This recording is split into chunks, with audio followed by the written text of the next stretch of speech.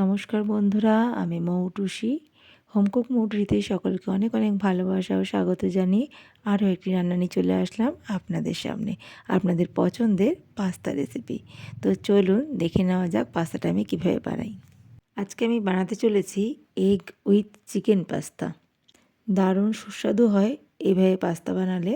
তো চিকেন দিলে তো ভালো লাগবেই, আর আমি ভীষণই অল্প উপকরণ দিয়ে সবসময় বানানোর চেষ্টা করি যে কোনো রান্নাবান্না, আর সেটাই আপনাদের সাথে শেয়ার করি, যাতে যে কেউ দেখলেই একবার বানিয়ে নিতে পারে। চ্যানেলে নতুন বন্ধু হয়ে থাকলে চ্যানেলটাকে অবশ্যই সাবস্ক্রাইব করে রাখবেন, তাহলে ভিডিও আপলোড করার সাথে সাথে নোটিফিকেশান পৌঁছে যাবে। এখানে একটা বাটিতে আমি এরকম পাস্তা নিয়েছি।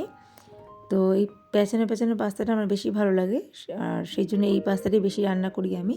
আর পাস্তার অনেক রকম ডিজাইন হয়, তো এই পাস্তাটা আমি আজকে বানাবো। আর এখানে সামান্য কিছু বোনলেস চিকেন ছিল ফ্রিজে, সেটাকে আমি ভালো করে টুকরো করে কেটে নিয়েছি, একদম ছোটো ছোটো করে কিউব করে কেটে নিয়েছি। তারপর এটা নুন দিয়ে প্রেসার কুকারে একটা সিটি দিয়ে সেদ্ধ করে রেখে দিয়েছি জল ঝরিয়ে। আর এখানে একটা প্লেটে 3-4টে কাঁচা লঙ্কা কুচো করে কেটে নিয়েছি। আর এখানে বড় সাইজের একটা পেঁয়াজ আমি বড় বড় করে কেটে রেখেছি, আর 3 থেকে 4 কোয়া রসুনও আমি লম্বা লম্বা করে পাতলা করে কেটে রেখেছি।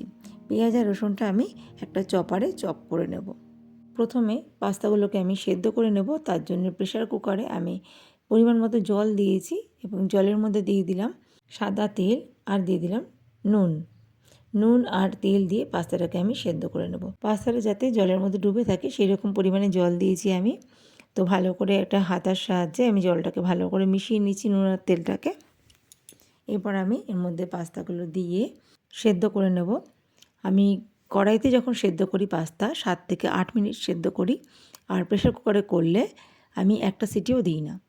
যখন প্রেসার কুকারের হুইসেলটা একটু উঁচু হয় আর সিসি করতে শুরু করে, সিটি পড়বে বলে এরকম অবস্থায় আমি গ্যাসটাকে অফ করে দিই, প্রেসার কুকারটা নামিয়ে রাখি। প্রেসারের ঢাকাটা আমি বন্ধ করে দিলাম, আর হাই ফ্লেমে রান্নাটা করব এখন। একদম তাড়াতাড়ি হয়ে যাবে, একেবারেই সময় লাগবে না। 2 থেকে 3 মিনিটে পাস্তাটা সেদ্ধ হয়ে যাবে। পাস্তাটা সেদ্ধ হতে হতে আমি একটা চপারের মধ্যে পেঁয়াজ আর রসুনটা ভালোভাবে কুচি করে নিয়েছি। আপনারা চাইলে বটি বা ছুরি দিয়ে কুচি করতে পারেন। আমার কাছে এই চপারটা ছিল, তাই হ্যান্ড চপারের মাধ্যমে আমি একদম মিহি করে কুচিয়ে নিয়েছি। পেঁয়াজ রসুনটা এভাবে কুচিয়ে দিলে টেস্টটাও ভালো হয়। আর এদিকে দেখুন প্রেসার কুকারে হুইসেল দেওয়ার সময় হয়ে গেছে, এখন আমি গ্যাসটাকে অফ করে দিলাম। এবার প্রেসার কুকারটা ঠান্ডা করে তারপর আমি প্রেসারের ঢাকনাটা খুলব। সিটিটা যেহেতু আমি দিইনি, সেই জন্য পাস্তাটা কিন্তু একদম ঠিকঠাক সেদ্ধ হয়েছে, যতটা সেদ্ধ করা দরকার। ভুল করেও যদি একটা বা দুটো সিটি দিয়ে দেন তাহলে কিন্তু পাস্তাটা গলে যাবে, সেই ভুল একেবারেই করবেন না। যখনই সিটিটা পড়বে মনে হবে তখনই কিন্তু গ্যাসের ফ্লেমটাকে একেবারে অফ করে দেবেন এবং সঙ্গে সঙ্গে প্রেসারটা গ্যাস ওভেন থেকে নামিয়ে ঠান্ডা করতে দেবেন। এখানে একটা ঝাঁঝরি থালের মধ্যে আমি পাস্তাটা ঢেলে দিলাম, আর এখানে কলটাও চালিয়ে দিয়েছি যাতে পাস্তাটা ঠান্ডা জলে ধোয়া হয়ে যায় একেবারে, তাহলে পাস্তাটা স্টিকি হবে না। তো দেখুন পাস্তাটা কত সুন্দর সেদ্ধ হয়েছে, একটার গায়ে কিন্তু আরেকটা লেগেও যায়নি, একেবারে ঝরঝরে পাস্তা সেদ্ধ হয়ে গেছে। এবার আমি গ্যাস ওভেনে একটা কড়াই বসিয়ে দিয়েছি। কড়াইটা গরম হয়ে গেছে, দিয়ে দিলাম সাদা তেল 1 টেবিল চামচ। তেলটা গরম হয়ে গেছে, একটুখানি খুন্তি দিয়ে ছড়িয়ে দিলাম। এরপর আমি এর মধ্যে একটা বড় সাইজের পেঁয়াজ যে কুচিয়ে রেখেছি, পেঁয়াজ আর 3 থেকে 4 কোয়া রসুন সব আমি কুচিয়ে রেখেছি দেখলেন, সেই পেঁয়াজ রসুন কুচিটা তেলের মধ্যে দিয়ে ভালো করে ভেজে নেব। যেহেতু একদম মিহি করে কুচিয়েছি, ভাজতে একেবারেই সময় লাগবে না। আর পেঁয়াজ রসুন দিলে কিন্তু পাস্তার স্বাদ দারুণ হয়। পেঁয়াজ রসুন ছাড়াও পাস্তা রান্না করা যায়, তবে আমার মনে হয় পাস্তাটা কিন্তু পেঁয়াজ রসুন দিয়ে রান্না করলেই বেশি ভালো হয় খেতে। তো রসুনটা আপনারা চাইলে স্কিপও করতে পারেন, শুধু পেঁয়াজ দিয়েও করতে পারেন। রসুনের ফ্লেভারটা খুব ভালো লাগে, সেই জন্য আমি 3 থেকে 4 কোয়া রসুন দিয়েছি। আর এখানে 2 থেকে 3টে কাঁচা লঙ্কা কেটে রেখেছিলাম, সেটা আমি দিয়ে দিলাম। লঙ্কাটা এর মধ্যে ভেজে নেব। এবার এর মধ্যে দিয়ে দেব সামান্য লবণ। নুনটা দিলে পেঁয়াজটা খুব তাড়াতাড়ি নরম হয়ে যাবে। হলুদ দিয়ে দিলাম সামান্য, হলুদটা চাইলে আপনারা স্কিপ করতে পারেন, হলুদ ছাড়াও কিন্তু পাস্তা রান্না করা যায়, তবে আমি একটু দিলাম, আমার ইচ্ছে হলো সেই জন্য। হলুদ আর নুন দিয়ে পেঁয়াজটা, কাঁচা লঙ্কাটা, রসুনটা ভালো করে আমি ভেজে নিচ্ছি।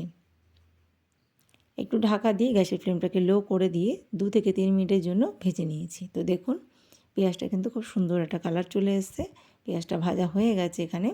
এবার পেঁয়াজ আর রসুনটা আলাদা করে আমি সাইড করে রেখে দেবো। এই কড়াইতেই আমি একটা ডিম ভেজে নেব।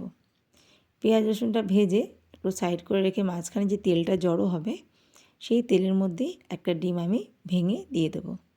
তো দেখুন এখানে তেলটা জড়ো হচ্ছে, যে এই তেলের মধ্যেই আমি কিন্তু ডিমটা দিয়ে দিলাম। আবারও বলছি, একটা জায়গায় দুটো ডিমও ব্যবহার করতে পারেন। যেহেতু আমি চিকেন দেব সেই জন্য ডিমের পরিমাণটা কম দিলাম। ডিমটা এবার একটু ভুজি বানিয়ে নেব নাড়াচাড়া করে। এখন কিন্তু গ্যাসের ফ্লেমটা মিডিয়ামে করা আছে। মিডিয়াম টু হাই ফ্লেমে সামান্য নুন দিয়ে ডিমটা আমি এখানে একটু ভুজি বানিয়ে নিলাম।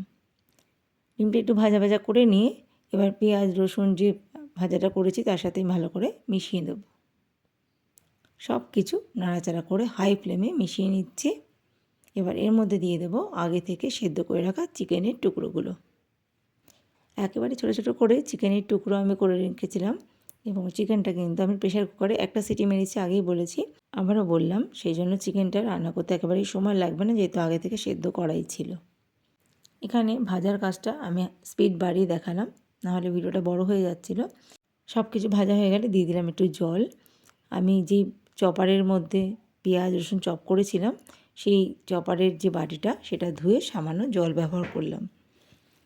এবার ঢেকে গ্যাসের ফ্লেমটাকে আবার লো করে দিয়েছি। লো ফ্লেমে 1.5 থেকে 2 মিনিট আমি রান্নাটা হতে দিয়েছি। তারপরে আমি ঢাকাটা খুলে নিয়েছি।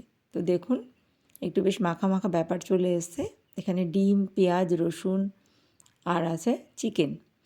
এবার সব কিছু রান্না হয়ে গেছে। এর মধ্যে আমি দিয়ে দিলাম সেদ্ধ করে রাখা পাস্তাগুলো। পাস্তাটা তো নুন আর তেল দিয়ে সেদ্ধ করাই ছিল, সেই জন্য আর নুন দেবো না আমি। যদি প্রয়োজন হয় নুন টেস্ট করে দেব, না হলে আর নুন না দিলেও চলবে। মশলাটা কষানোর সময় নুন দিয়েছিলাম আর পাস্তাটাও নুন জলে সেদ্ধ করেছিলাম, সেই জন্য টেস্ট করে নুনটা দিতে হবে। তো এখানে সব কিছু ভালোভাবে মিশিয়ে নিচ্ছি। সব কিছু ভালোভাবে হাই ফ্লেমে নাড়াচাড়া করে মিশিয়ে নিচ্ছি এবং রান্না করে নিচ্ছি। এই সময় দিয়ে দিলাম আমি chilli sauce, green chilli sauce দিলাম। এখানে 1 টেবিল চামচ মতো গ্রিন চিলি সস দিলাম আর 2 টেবিল চামচ মতো টমেটো কেচাপ দিলাম বা টমেটো সস দিলাম।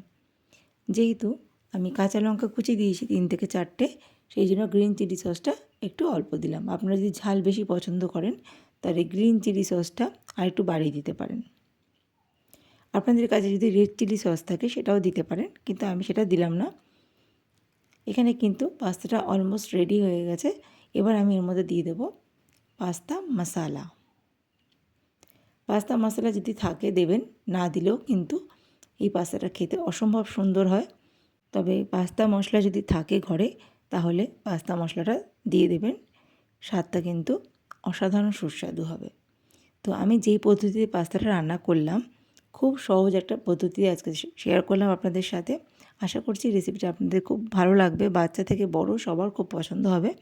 আর বাচ্চারা তো ভেজিটেবল খেতেই চায় না, তবুও যদি আপনারা মনে করেন এর মধ্যে ভেজিটেবল অ্যাড করতে পারেন, গাজর, ক্যাপসিকাম, বিনস দিতে পারেন। তো আমার কাছে সেগুলো আজকে ছিল না, সেই জন্য আমি শুধু পেঁয়াজ রসুন আর চিকেন আর ডিম দিয়ে পাস্তাটা বানিয়েছি। তো ভেজিটেবল থাকলে দিয়ে দেবেন পছন্দ মতো। এই পাস্তাটা এতটাই সুস্বাদু হয় যে একবার এই পাস্তা খাবে তার বারবার এভাবে বানিয়ে খেতে ইচ্ছা করবে, এতটাই টেস্টি হয়। তো আমার আজকের রেসিপি যদি ভালো লাগে অবশ্যই বাড়িতে ট্রাই করে আমাকে জানাবেন। আর আমার আজকের ভিডিও কেমন লাগলো সেটাও লিখে জানাতে ভুলবেন না। ভিডিওটা ভালো লাগলে ভিডিওতে একটা লাইক দিয়ে যাবেন। আর যদি চ্যানেল নতুন বন্ধু হয়ে থাকেন অবশ্যই চ্যানেলটাকে সাবস্ক্রাইব করে আমার পাশে থাকবেন। ব্রেকফাস্ট এবং ডিনারের জন্য দারুণ একটা রেসিপি বন্ধুরা। যারা যারা পাস্তা খেতে পছন্দ করেন তারা প্লিজ এভাবে একবার ট্রাই করে দেখবেন, খুব ভালো লাগবে। তবে আজকের মতো এখানেই বিদায় নিচ্ছি। ভালো থাকবেন সবাই, সুস্থ থাকবেন। ভিডিওটা প্রথম থেকে শেষ পর্যন্ত দেখার জন্য অসংখ্য ধন্যবাদ জানাই। আর ভিডিওতে যদি কোনো ভুল ত্রুটি করে থাকি আমি অবশ্যই ক্ষমাশীল দৃষ্টিতে দেখবেন। ভালো থাকবেন সবাই, ধন্যবাদ সবাইকে।